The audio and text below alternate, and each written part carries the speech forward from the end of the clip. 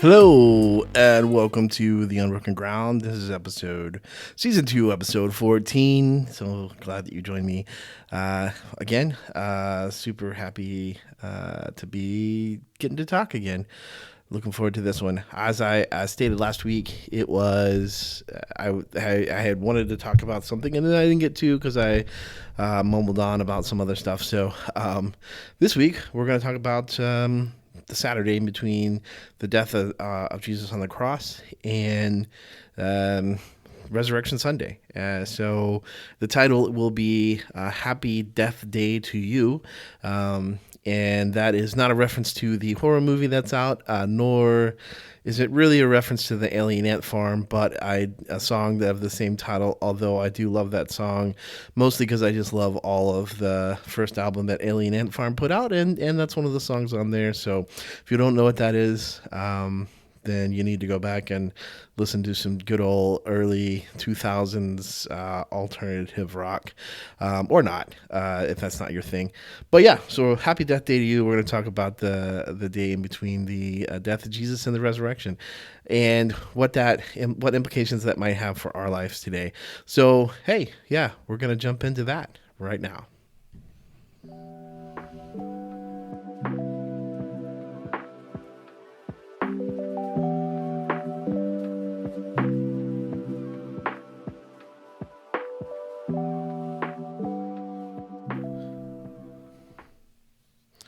So, this is very interesting kind of dynamic that we have that we kind of work through here for the theology on what happens on the day that like not even the theology. I think just the thoughts, just thinking through like what it would be like to be the disciples, to walk with Jesus, to talk with Jesus, to hear Jesus, to touch Jesus, to be with the Messiah in person, and to start the week of Holy Week. Right, we start with Palm Sunday, and the disciples themselves start to see that here comes the crowd. Jesus is being welcomed in as a ruler, basically. They're chanting Hosanna. I think many of the disciples probably thought that this was the moment. This was the moment that Jesus was going to really set up his kingdom, and Jesus was not, and it was. I think we have to agree that this was the moment that he did that, but not in the way that they were thinking. They definitely were thinking of a kingdom like Caesar, and that is not the type of kingdom Jesus set up. And so it probably was like some form of whiplash to go through that, to experience this very high moment of the people, praising him, welcoming him to Jerusalem, him riding on a colt, and to the night of the Last Supper, that when Jesus told them that he was going to die, and they it would be something, I think, that it would be so outside their understanding, or they're able to see that they probably just couldn't even comprehend the change from being proclaimed as ruler and king over all these things, to being crucified, to being dead. And I think that they didn't really know what he was talking about. And so I think they would have found themselves very confused and distraught, disappointed, depressed, lost, broken on the Saturday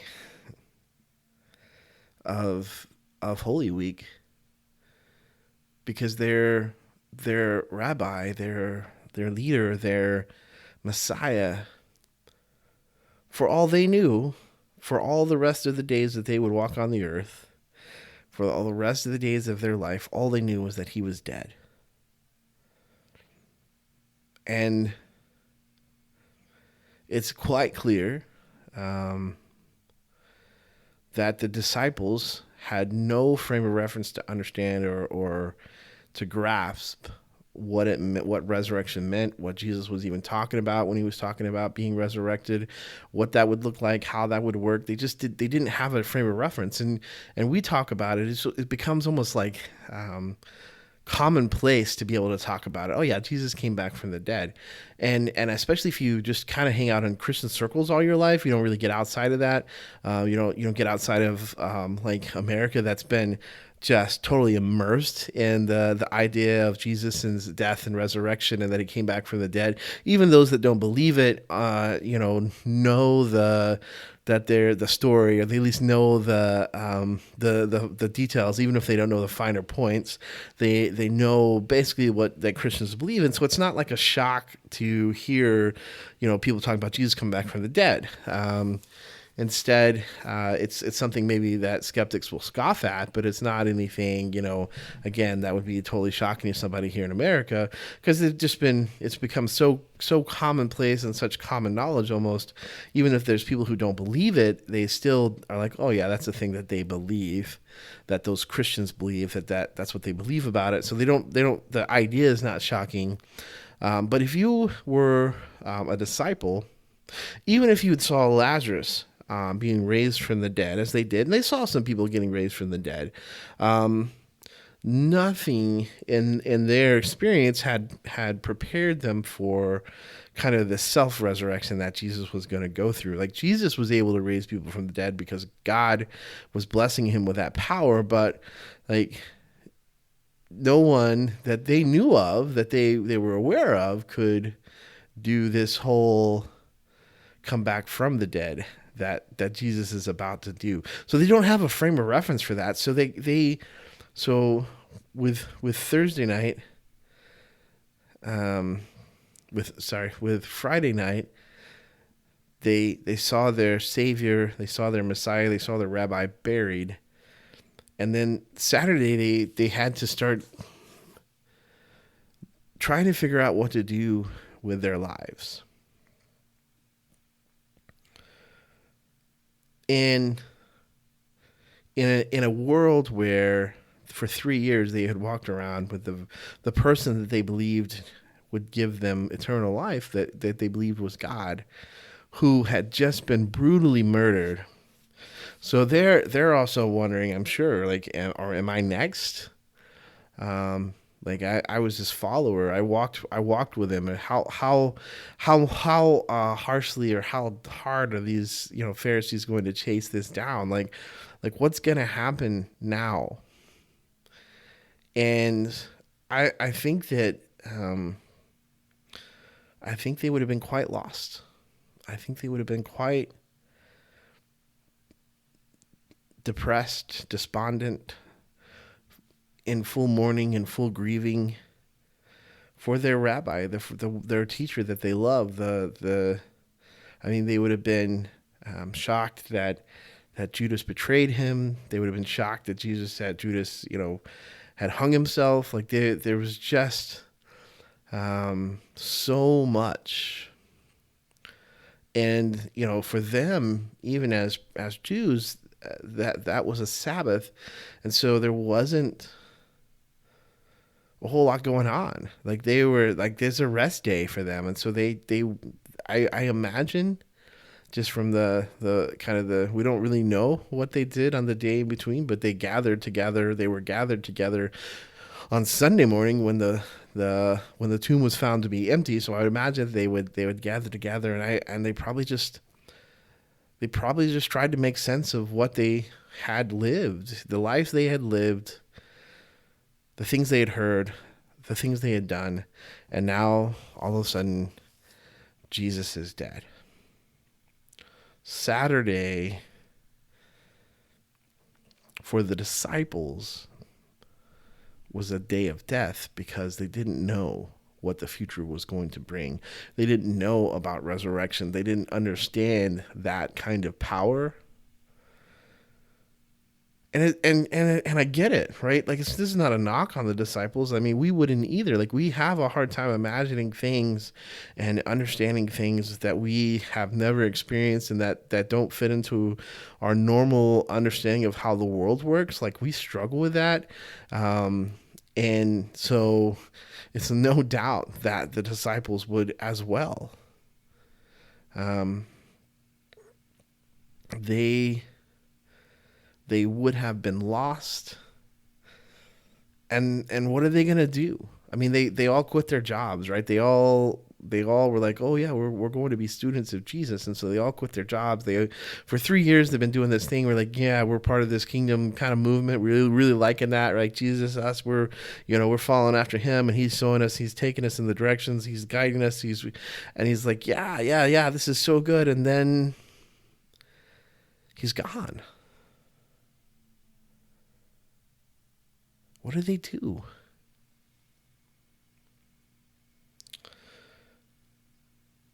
I think we as Christians like to jump ahead because we're like, oh, but dude, we know the end of the story, right? We know what's gonna happen. Sunday's coming. It's such a good thing. Like Friday's only good because of Sunday, right? But here's the thing I think is true. I talked last week about some spiritual realities that I think are true. That there are spiritual laws, and I think one of the things that God has done is to weave into our physical and spiritual world is cycles of life, growth, fall. So think about the seasons. So you have spring when there's new life. You have summer where it seems like everything is just going so well. Everything is kind of sunny and bright. You have fall, which is the preparation for winter, which is where things die. If you're a farmer, like you know the seasons and you know when to plant and you know when to harvest and you know that there will be a time when when the field just doesn't produce because that is the winter. And so to me, there's a very interesting. I think it's a spiritual law. I mean, obviously, this is like God doesn't necessarily come out and say this. Like, there's no Bible passage that's like, oh, here's all the spiritual laws. But I think there's this spiritual reality that there is in our lives going to be a continuous cycle of new life of spring, of flourishing life of summer, the decline of life in fall, and then winter when things die. And we're going to continuously be on that cycle. I mean, if you want to look at like Ecclesiastes, where it's going to tell you about like there's a time for this and there's a time for that and there's a time for this and then there's a time for that and the idea is that the seasons are going to turn. And I don't think that Ecclesiastes or God or even thinking about just physical seasons, although that's true for our lives, but also spiritual seasons. And so I think that when in our modern mind, because we have in our eyes been able to conquer so much of the seasonal change of things, like we can grow fruit whenever we want. We can grow vegetables using lights and irrigation. We don't have to be dependent. We still are. I mean, today farmers are still very dependent upon the seasons working like the seasons will. And if you have a particularly dry season or a hot season or a cold season or you have a late frost, all of these things affect how things will grow. It is all determined on the season, but the season is that constant rhythm of the earth, of our world. And so I think there too is a constant rhythm of our spiritual lives. And when we don't, and because especially in America, in our culture, when we have basically said that we are just going to be we're going to get rid of the things like death, the things where there's decline. Everything always should be on the upswing. Everything should be new, or it should be in that prospering time. And we work very hard. We work very hard so that we don't have to deal with the decline. We have medications and surgeries and things to fix the declines of our bodies. We have Um, we have ways to grow crops and ignore the seasons. I mean, the whole capitalism economic system is based upon the fact that if a company is successful, it'll be better than it was last year. It'll make more money than it did last year, and so that means they either have to cut costs or they have to, or they have to figure out another way to sell more. And so, but there's because of the way that our society and looks at this on what success is, and so it forces this never-ending cycle of more, more, more, more, more. You got to do more. You got to sell more. You got to make more. And if you're not doing those things, then you aren't succeeding. And instead of having kind of the idea that there's a rhythm to things, that there's going to be spring where there's new life and kind of growth starts, and then summer where you see that bounty, and then fall when it starts to decline, and then winter when you have death, we say, well, no, we should be growing all the time. We should be flourishing all the time. We should be in springtime all the time. And spiritually, that's just not the way it works. I believe, if you want to look into this a little bit more, I think Mark Buchanan does a great book called Spiritual Rhythm. I know there are other authors who talk about this idea that there is actually a rhythm to our lives that we constantly go through. And in America, I think what we very much like to try to avoid, what we very much like to try to avoid talking about or thinking about, is that in that rhythm is death. In the seasons, there is a time when things die, and I think that the day in between the cross and the resurrection is a perfect example of death. I mean, literally, but also the spiritual realities that as God is working, sometimes things will die so that a new thing can become the reality. And in our lives, we have to learn how to discern as best we can how God is at work in that. Jesus told his disciples, he said, dude, it's better if I go away. I mean, and of course they're like, what are you talking about, Jesus? Like, what do you mean it's better if you go away? What do you mean? Like, we like you here. We're ready for the kingdom. We want to establish the kingdom as it is right now. And Jesus says, no. When I go away, I'll send the Holy Spirit. It's actually better that I go away. It's actually better that I die.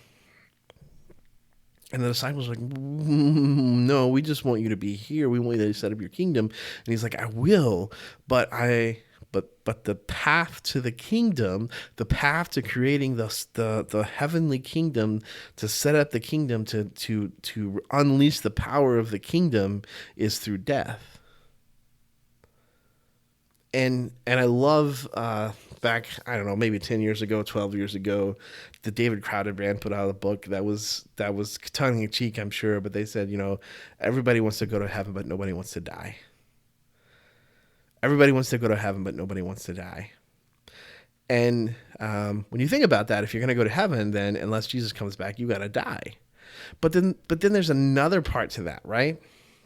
There's another part to that, because the fact is that Jesus says that if you want to follow him, you die to yourself.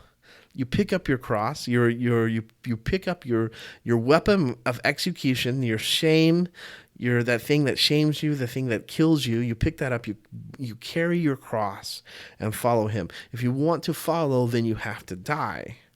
But we have made life so much about life that we get very hesitant and get very reluctant to see anything die, to see the cycle as it is. I mean, the truth is that if this is how God has redeemed death. And again, this is not like a worship of death, or like we're a cult of death. We're going to worship that death is good. I mean, it's got its hurt that's involved with it. It's got its fear. I mean, but it is part of the spiritual journey of life that things will die, and even the physical world. Like, what is it that feeds life, new life?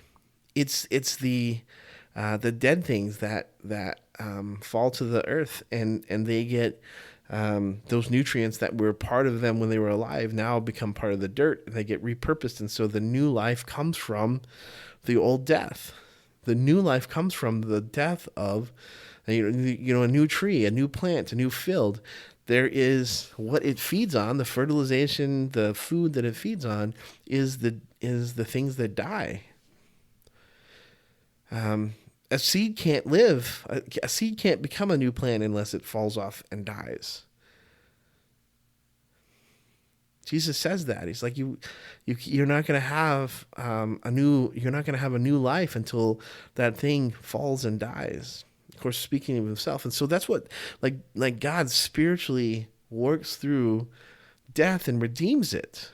Like Jesus redeems this idea of like I'm going to die, but I'm going to redeem. I'm going to bring something new, and that's a cycle, right? It's the cycle that winter you have all the plants are dead and everything looks like, oh, there's no life anymore, and then spring comes. It's happening right now here in Illinois, and I love it because we go from plants and trees being bare. And then within, I mean, days, really, it's 2 weeks, and all of a sudden, those plants that were bare now have leaves. They have new life, right? They would go through winter where everything kind of goes through a dormant stage or a death stage, and then comes back out to new life. And so God has actually built this into the physical world, and I think it's a spiritual concept too that we miss sometimes because we want so much to be life, growth. Everything's going so good. Everything is just so easy. Everything is, oh yeah, it's just another day, and God's like, that's not actually how this is going to work. I mean, look at Paul. Paul had no lack of faith. He had no lack in belief and understanding of who he was and what he was called to do. And yet he went through both good times and bad times. He suffered for the cross. He suffered for the cause. He suffered for Jesus' name. He also experienced great times. He tells us that. And so it doesn't really matter. Like, God is not like, well, if you would just believe more, then you'd spend more time in the summer and the good things, in the spring and the new life. Instead, it's like, look, if you're going to follow me, then things are going to die. Spiritually speaking. What do I mean by that? And I think this is something that's just so important to talk about, because I think sometimes we get this idea that, like, well, if God is in something, then it'll just always be good. It'll always succeed. It will always do what we want it to do. But I think what we have to remember is, what's the point of life here on earth for us? What's the point? Is it for us to be comfortable and safe and happy and blessed with all the material things and not have to have any worries and not to have any sickness? Is that the point of what God has called us to be here on this earth? If we're going to be followers of Christ, is that the point? And I hope for you the answer is no, that's not the point. The point is to know God and to make him known. And there actually is a journey, and part of that journey is how do we have faith when times are difficult and when times are good? Like, how do we have faith throughout the whole cycle? We know there's an old famous saying that there was a king, and I don't remember all the details, but there was a king who was feeling sad, and they wanted some wise men to tell him something that would make him feel better. And so they gave him the statement, "This too shall pass." And it made him was like, oh yeah, okay, yeah, this is whatever thing that I'm going through, it's going to eventually end. But that made him happy. But then he got sad again because he realized that every time he was having good things happening to him, that too would eventually pass. And so much of our modern culture is trying to grab onto good. And we use money, and we use power, and we use politics, and we use all of these things to try to just keep we try to grow beyond our season of spring and summer. And so that we try to have 2 season lives. And the reality is that we are all going to face throughout different stages of our lives, spring, summer, fall, and winter. And it's not it's a falsity to think that winter is only because we've somehow walked away from God, or because we've sinned. And rather that it is a season of our spiritual walk that we have to go through. And it's actually a season that where our strength has the greatest opportunity to grow. Our faith has the greatest opportunity to grow is when times are the hardest. And so when we talk about I want to be a follower of Jesus, I want to follow after God, I want to be closer, I want to be more like the person that he wants me to be like, then if you're going to say that, then there's going to be a season of winter that you're going to go through. And some things are going to have to die. And again, here's what I mean by that. And here's, I think, some specific things that I see that we sometimes just try to hold on to so much because we just want the control. We just want to make work.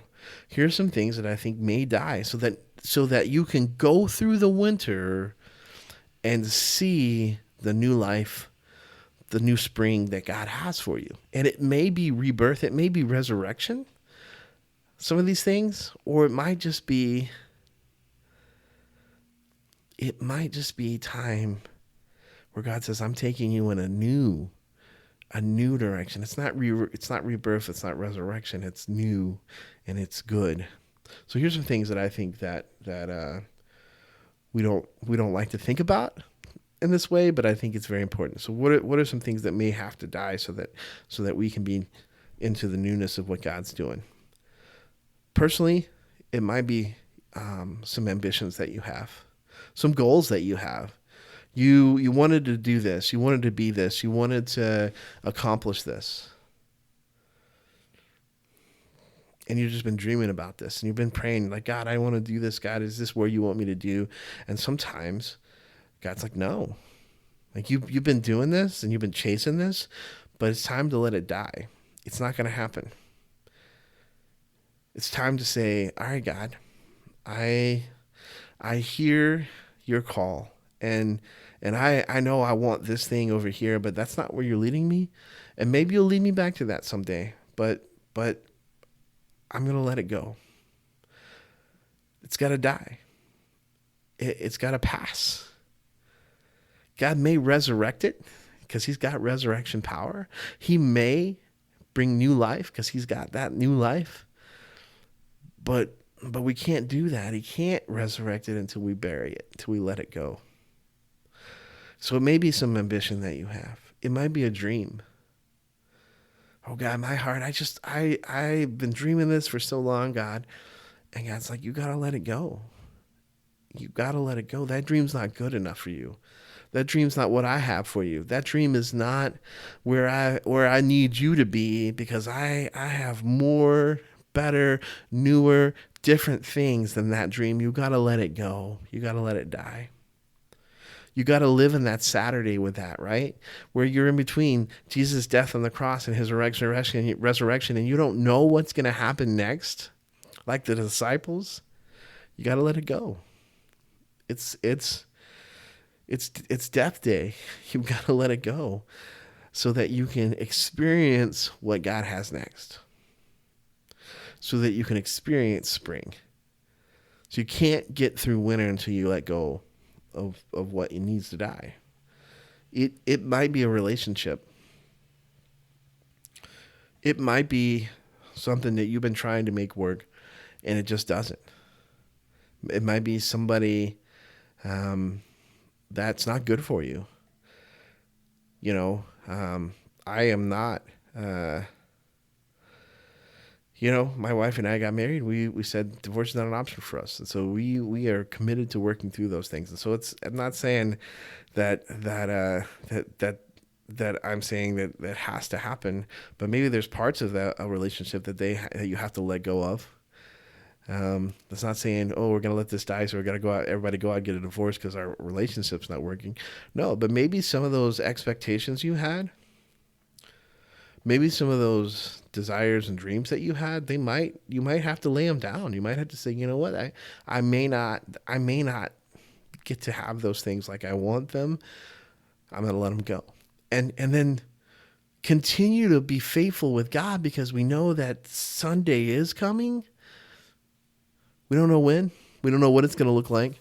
But we do know that God, that if we live the cycles, if we're talking about the cycles, we know that the springtime is follows death. And so as things die, we know that we're planting the seeds, we're planting the material that God will use for resurrection, that he'll use for new life, that he'll bring newness into your life with.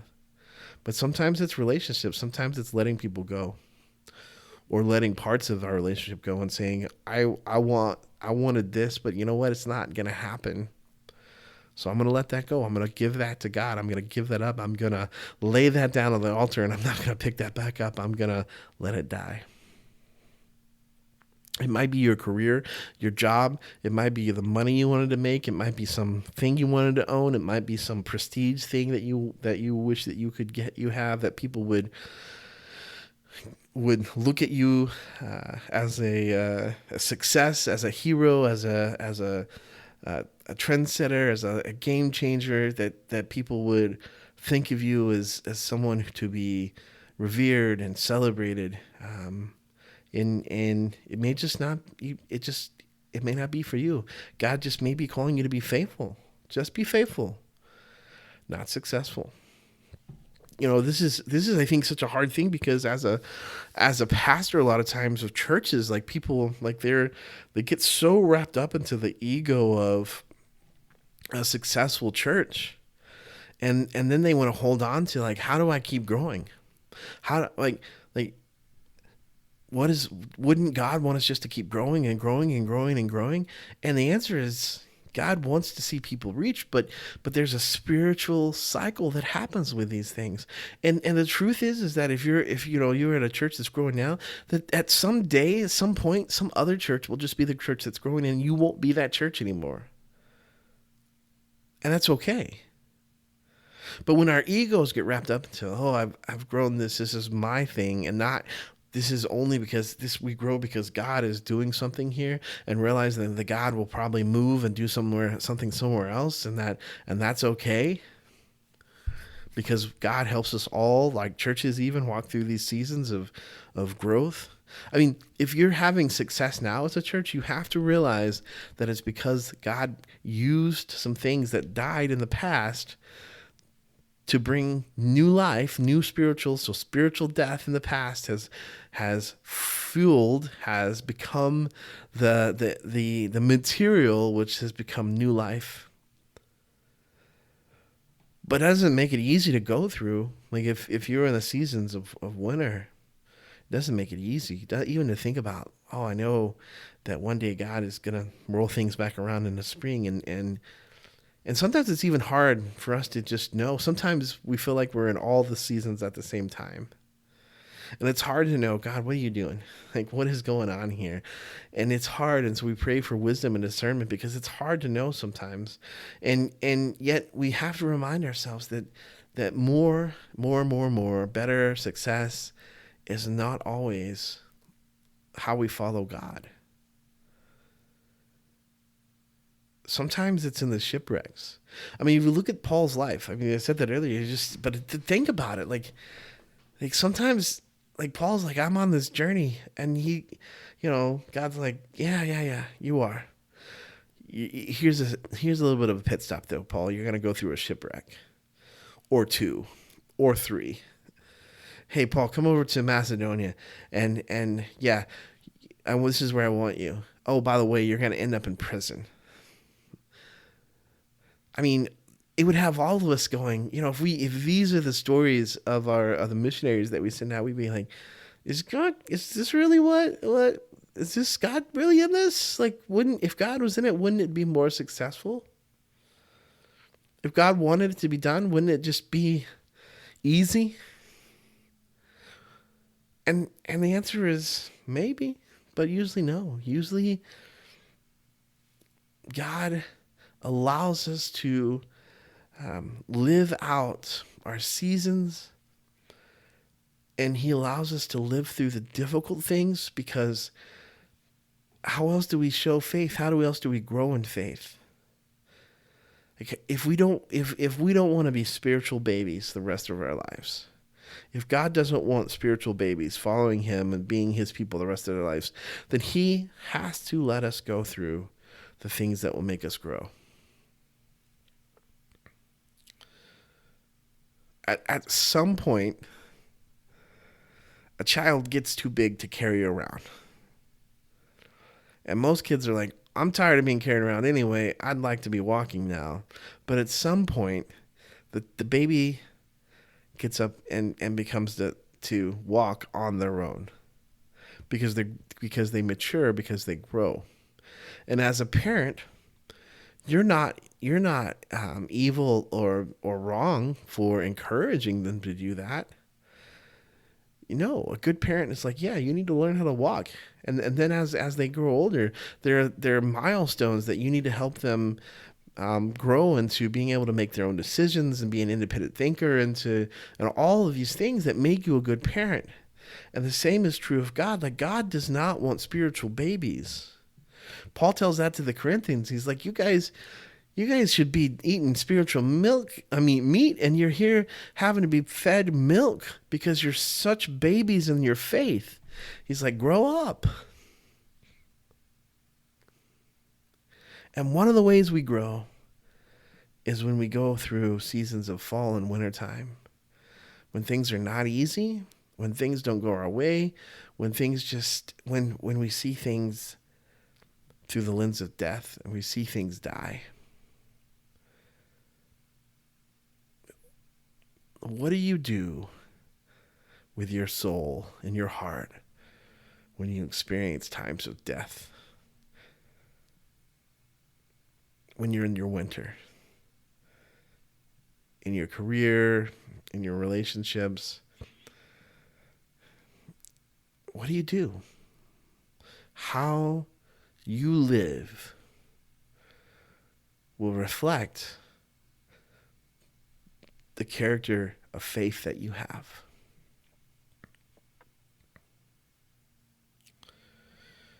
The disciples gathered, and I'm sure they reminisced. I'm sure they asked, what are we going to do? I'm sure they prayed. I'm sure they were not excited to be in a winter period because they just saw their Messiah die. And they don't immediately get with the program, right? Like you have this story in John. Jesus has come back. He's been resurrected. And Peter wakes up one day and he goes, you know what? I'm just going to go be a fisherman again. He's like, I'm just going to go fish. And the disciples were like, yeah, that's probably for the best. Well, let's go fish again. Let's see if we can, let's go be who we were before Jesus interrupted our lives. Let's go back to the old me. So they go fishing. And Jesus shows up, because this is after his resurrection, and he's got his perfected body, whatever that looks like, and he shows up on the shore, and he starts to make a fire, and he calls out to Peter, and he's like, hey, have you guys caught anything? And Peter's like, no, nothing. So he says, yeah, okay, well, throw your nets on the other side. And the net was so full, it's a repeat of the story of how Jesus called Peter to be a disciple. And Peter's like, it's the Lord. And so he jumps out of the boat and he swims to the shoreline because he's like, I can't go back.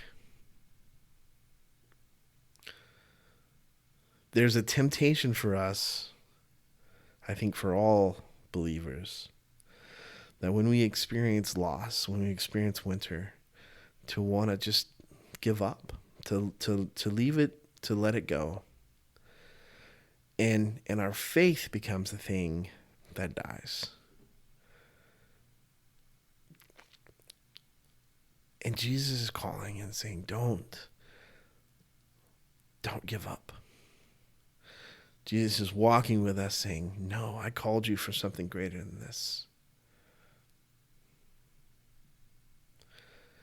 Not everything in life gets tied up with a pity bow. I wish it did. I'll leave you with this thought and a challenge. There's a chapter in Hebrews that people love because it's the faith chapter. It's the heroes of the faith, and they talk about it. And they talk about Abraham and Moses and Elijah, and they just go through this, this hall of fame of all the saints with all their faith. And then they get to this part where they say, and then there's others, and they prayed, and they had their sons returned to them, and they had those that were dead being brought back to life, and they were saved, and then it said, but then there were still others. And this is how he ends the chapter, and he says, there were still others who, though they had the same caliber and had the same energy for their faith, they had the same faith, they didn't see rescue. They were sawn in two. They were persecuted. They were driven out and to be destitute.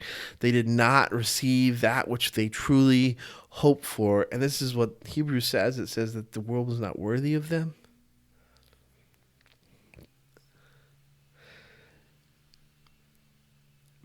And they won't see their springtime until the resurrection.